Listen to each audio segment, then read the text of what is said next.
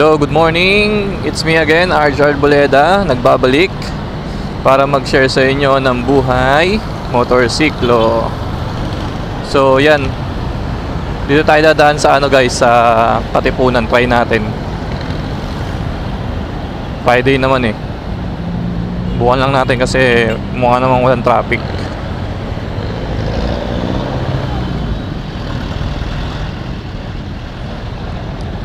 So, yan yun sa overpass. Ay, overpass, flyover. Yan, yung flyover na yan. Diyan yun, papuntang Katipunan. Bukan natin. Pero papadaanin muna natin itong mga to.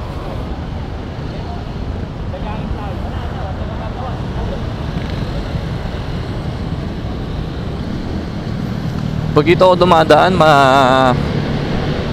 matipid eh sa gas kasi nga maluwag. Ang problem lang kaya matagal is yung mga stoplight.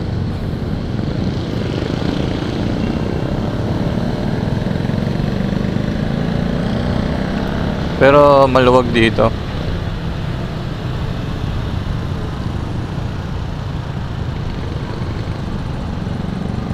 Kasi pag pauwi naman dito, yun naman yung baligtad, traffic din.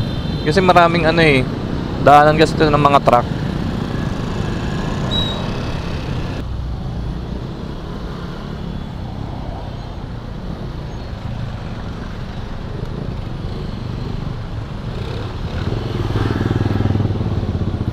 Oh my goodness, doon lang pala maliwag. Na-fake tayo doon ah.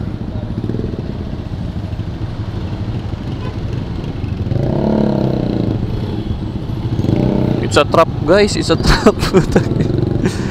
Again. Tingnan mo, traffic gagi. Bungad pa lang tayo.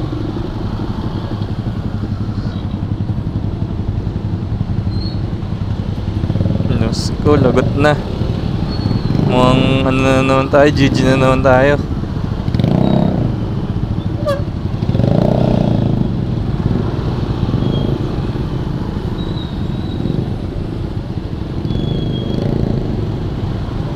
Todo build pa ako na maganda yung daan, no? Pero it's a trap, guys. Hindi. Palakas loob tayo. Diyan lang yan, may stoplight dyan eh. Diyan lang yan. Oo, dyan nga lang yan. Nakamiss talaga sa sa UAE. Kasi bihira yung ganito eh. Mararanasan mo lang to rush hour. Pero hindi ganito. Maluwag. Traffic, nagka-traffic din dun pagka pero hindi ganito.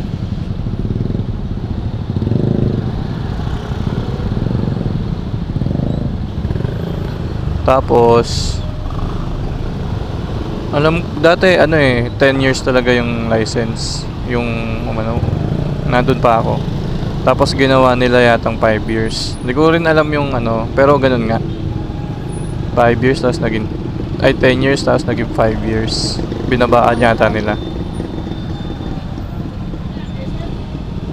Kaya yung iba doon pagkuha ng lisensya naghahanap ng ibang trabaho. Kasi pag may license ka,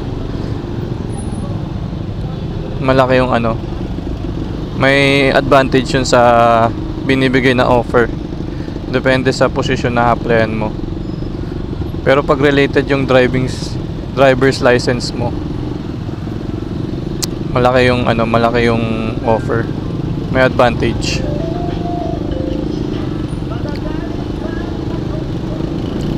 Ayan. Tsaka yun din kaya isa rin sa nagpapaluwag ng daan doon. Nga, walang tricycle. Tapos konti lang ang motor. Mostly na makikita mo na motor doon puro luxury. Tapos yung mga 125 150cc puro pan-deliver. Hindi delivery talaga na na like kunwari Pizza Hut, ganyan, Grab. Alam ko may Grab dun. And yun lang yung makikita mong motor. Pagdating naman sa public transportation, bus, taxi lang. And then MRT na, which is tinatawag na metro, yung metro. Yun lang yung transportation dun. And then additional na yung ano, yung tinatawag na car lift. Car lift, yung kukontratahin mo, parang habal. Yan, yun yung car lift. Tapos yung ano dun, yun nga, yung public transportation, pang ano talaga, government talaga nagmamanage. Kaya maganda kasi may oras kung anong oras darating yung sasakyan, darating yung bus, ganun. Yung MRT, which is yung metro, anong oras darating. Ganyan, kung 3 minutes, 3 minutes talaga darating. Ganun. Tapos kung saan yung station or yung bus station, ganun talaga, doon lang pwede magbaba. Kahit nasa harap mo na yung ano, yung like for example yung bus, once na nag-go na yun, hindi ka hihintuan nun. Hindi na hihinto yun kasi nga wala na eh.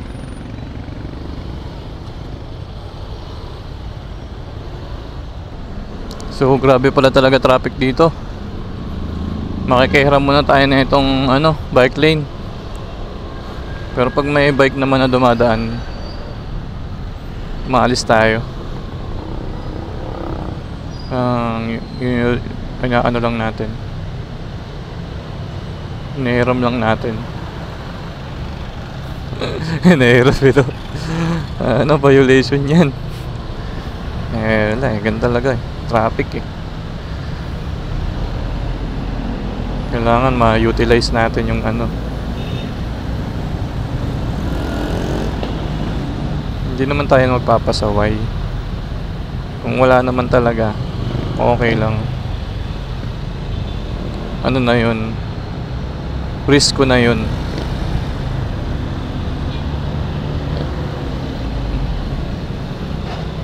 Diba? Dapat pag ganito, ano eh, naka-sharrow kasi yun nga, tinan mo, wala naman masyadong gumagamit na ano, nagbabike.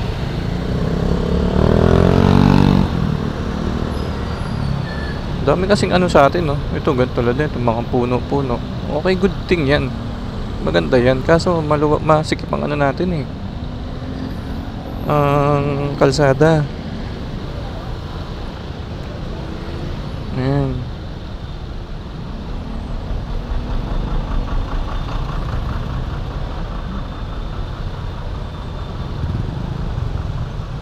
Ano namang masama? Maganda naman. Tingnan mo, oh, maganda. Kasi yung ano, yung traffic dapat sinisolusyonan din. Hindi yung ano lang, yung pampaganda. Matagal na yan, alam ko naman. Matatanda na nga yung puno eh. Ibig sabihin lang, bigyan lang ng remedyo kung paano luluwag yung kalsada natin. Kasi kahit sang lugar tayo, traffic eh. Kung ano pa yung ano, yung puntahan, daanan talaga ng pinaka,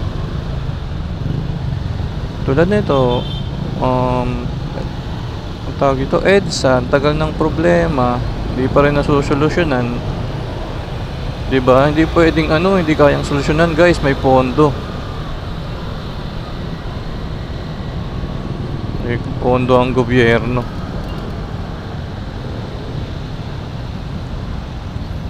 Dito lang sa atin, dun nga sa ibang bansa, sa UAE, putik, nagbutas pa yun ha. Underground pa yung ginawa nila, putik, wala pang 1 taon, tapos na. Tapos hindi, walang ano, walang sarado ng ano, daan. Ganun pa din. Dun sa Business Bay, Parang Makati sa atin, BGC. Nagbutas dun. Ang haba ng binutas dun. Pero walang epekto sa traffic. Diba? Maganda na yung daan, pinapaganda pa lalo, pinapaluwag pa. Eh dito sa atin ultimo pagtapal ng lubak, hindi magawa eh. Ano mo yun, pagka mag-e-election lang, dun lang, tulad ngayon, mag-e-election.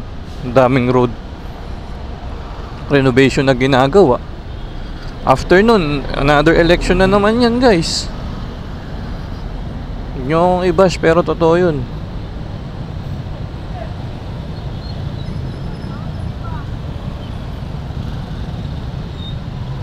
Chismoso rin ako yun.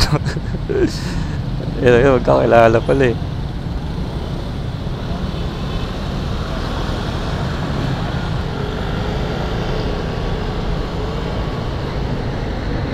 Oops, natitempt. Relax. Relax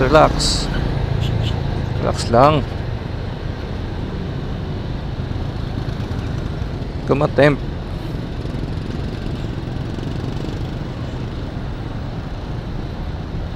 Actually, maluwag naman talaga yun.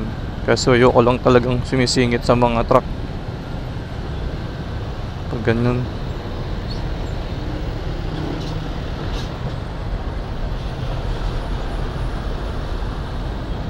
Yan, pwede na. Truck na nga, tapos yung katabi niya pa malapad. So yung view mo ay, yun si truck. Yung view mo pa makipot.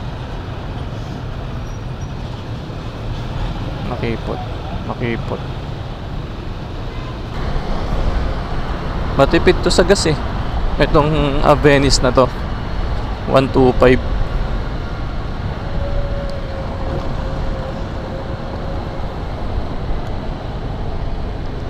Tsaka dito sa daan na to matipid kasi maraming stoplight, pero tuloy-tuloy yung pagra-rides mo.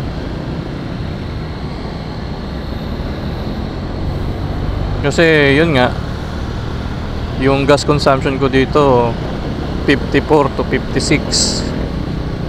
Kaso simula nang dumaan ako sa EDSA, yun nga, tama, yung na ako i-ease up labas ng EDSA, naging na lang 47, 48. Ngayon 48. Kasi grabe traffic dun. Slow moving siya na traffic. Dito naman maluwag, tapos biglang puro stoplight. Tapos yung stoplight matatagal. Pagdating yun sa Boni Serrano, dun mo talaga mararanasan yung traffic.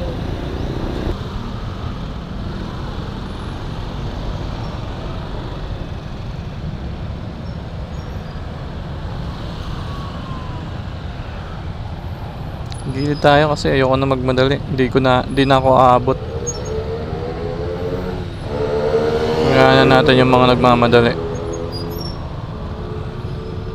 Diba? Pinigil na Bili mo, ilang metro lang yung agwat nun.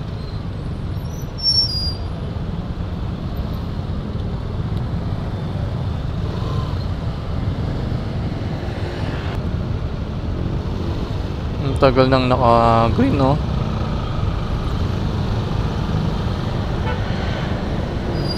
Na-tsempo pa ako kay kuya.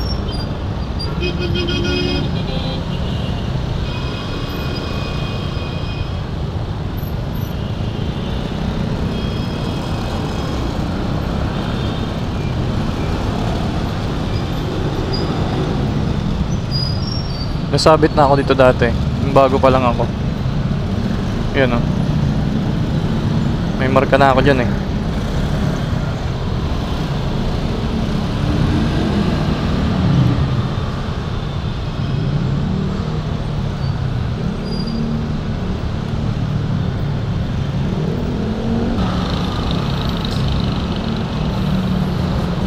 Nasa EDSA na tayo. Nakapasok na tayo ng EDSA.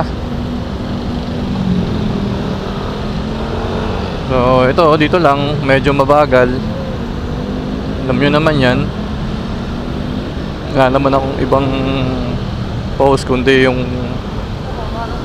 experience ko sa weekdays pag pumapasok sa trabaho. So dito lang yan, slow moving.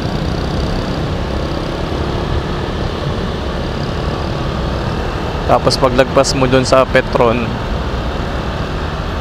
mabilis na yan.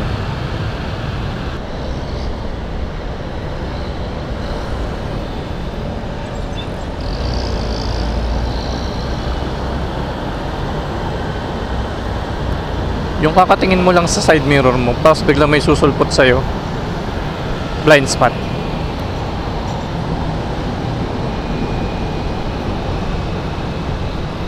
For sure, nasa blind spot ko yun. Kaya kailangan lilingon ka pa din eh. Yung hindi pa ako nagmumotor, sabi ko, ba't meron namang side mirror, ba't yung iba lingon ng lingon? Meron tayong palang tinatawag na blind spot. Yun pala yun. So mali ko yun, sorry na agad. Ganun pala yun. So pag may nakita ka sa likod mo o wala kang nakita, gamit yung side mirror mo, lingon ka pa din para sure.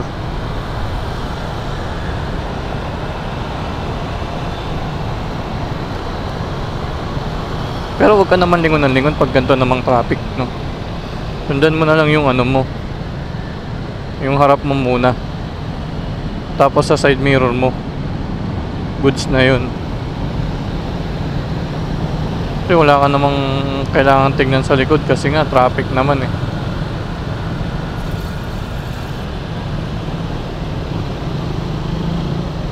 Kasi mamaya mabundol ka pa, mabundol mo pa pala yung harap, kakalingon mo, diba? May ganun kasi. Though actually madalas yun na nangyayari.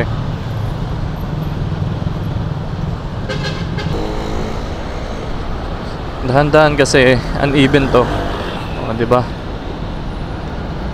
Tsaka possible na may papasok dito, pero hindi naman sila nakasignal.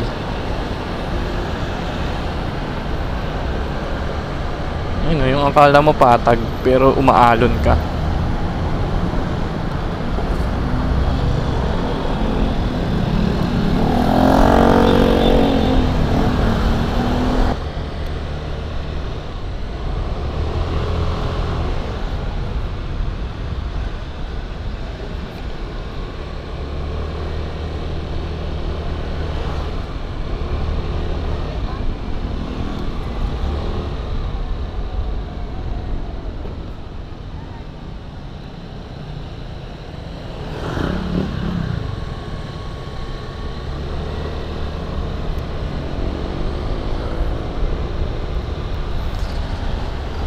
Ay, karating din. Okay guys, so hanggang dito na lang tayo. Maraming salamat.